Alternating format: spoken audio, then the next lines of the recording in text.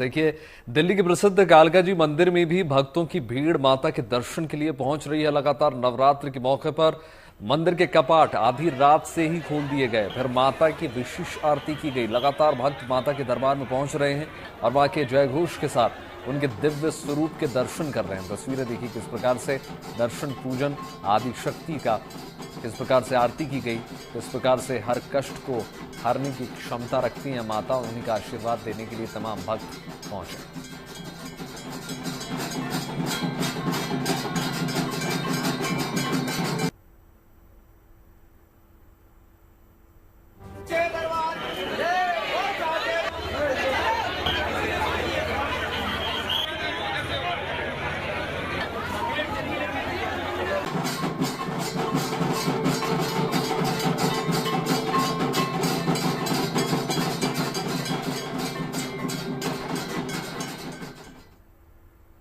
वहीं मध्य प्रदेश के मैहर में त्रिकूट पर्वत पर स्थित मां शारदा देवी के मंदिर में पूजा अर्चना हुई। ये शक्तिपीठों में से एक है। चैत्र नवरात्र पर इन दिनों मां शारदा देवी के दरबार में आस्था का मेला लगा हुआ है। देश के कोने कोने से भक्त पहुंच रहे हैं। इस मंदिर से एक विशेष मान्यता जुड़ी है। माना जाता है कि सदियों से त्रिकूट पर्वत पर विराजी मैहर माता की प्रथम पूजा आज भी अमर आल्हा करते हैं।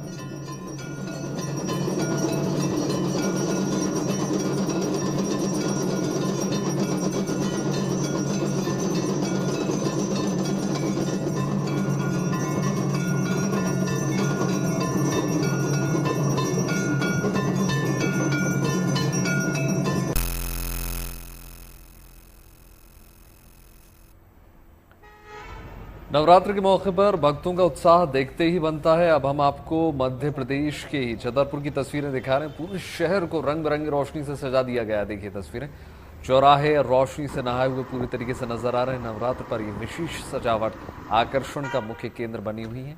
शहर के मुख्य मार्गों को अगर हम देखें तो पूरी तरीके से लाइट से सराबोर हैं, चाहे अस्पताल का नजारा हो या फिर छत्रसाल चौराहा। इन तस्वीरों में आप देखिए किस प्रकार से सजावट विशेष की गई है। सतरंगी लाइटों से सराबोर इस वक्त पूरा छतरपुर।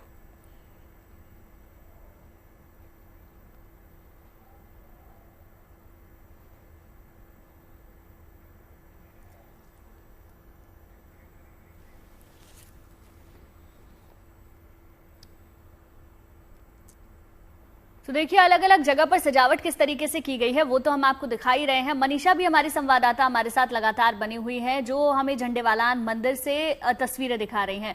मनीषा, आप लगातार झंडेवालान मंदिर में पहुंच रही हैं, तो क्या भक्तों की संख्या कुछ कम हुई है? पहले और आखिरी दिन आमतौर पर लोग व्रत रखते हैं और उस दिन मंदिर भी जाते हैं, लेकिन क्या झंडेवालान मंदिर में संख्या वैसी ही है, आस्था वैसी ही है? बताएं।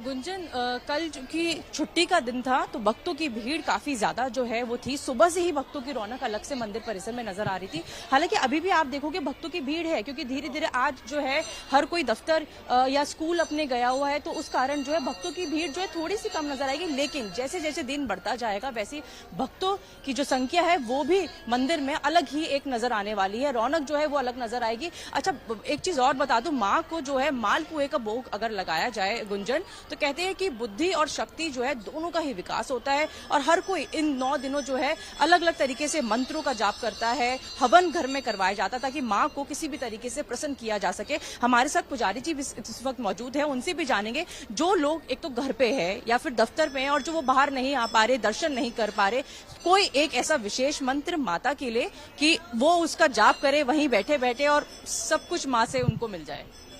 सर्वप्रथम आप सबको नवरात्रि की हार्दिक शुभकामनाएं। मैं माता रानी से प्रार्थना करता हूं आपकी सारी मनोकामनाएं पूरी हो।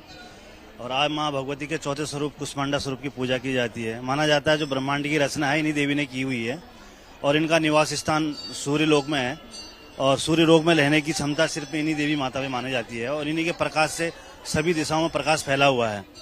और जिस प्रकार की माँ को प्रसन्न करने के लिए आप घर पे चौकी लगा सकते हैं और चौकी के बाद उनका आह्वान करें, उनके नाम की ज्योत जलाएं और विशेष उनकी पूजा कर सकते हैं। दुर्गा सप्तशती का पाठ कर सकते हैं, बीज मंत्र का जाप कर सकते हैं, सिद्धि कुंजिका स्तोत्र का पाठ कर सकते हैं।